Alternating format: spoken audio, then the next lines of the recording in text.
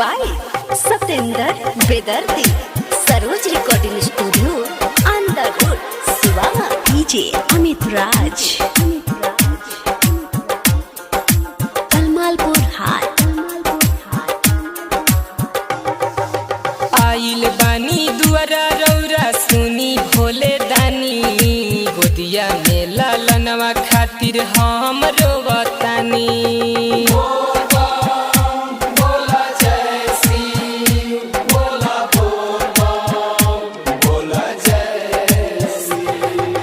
आइल बानी दुआरा रौरा सुनी भोले दानी, गोदिया में लालनवा खातिर हम रोवतानी।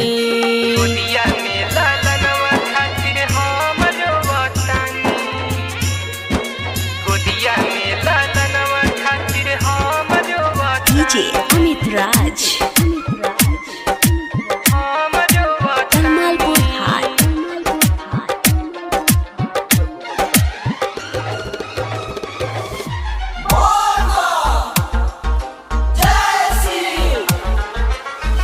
मुश्किल में रहता वे सेवा का तोहार हो, सुनिए बाबा आज हमारो पुकार हो।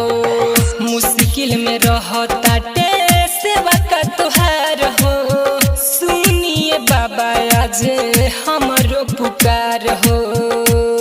भरनी गंगा जल भइल जाता विफल, भरनी गंगा जल भइल जाता विफल। भरले बानी लोटावा में गंगा जल पानी, गोदिया में लालनवा खातिर हम रोवतानी।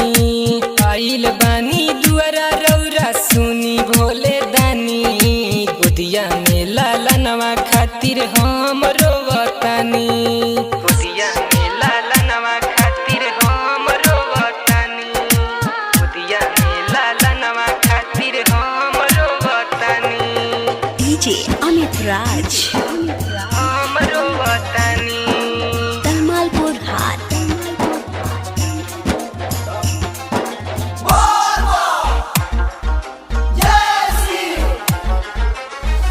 भइल बियाह हमार भइल 1 साल हो जाइत ललनवा तो जाइत ननिहाल हो। भइल बियाह हमार भइल 1 साल हो जाइत ललनवा तो जाइत ननिहाल हो। सुना बाटे गोदिया सभे बोले बोलिया, सुना बाटे गोदिया सभे बोले बोलिया। राइटर प्रमोद प्रिंस के संगे जात बानी, गोदिया में लालनवा खातिर हम रोवतानी। आइल बानी दुआरा रौरा सुनी भोले दानी, गोदिया में लालनवा खातिर हम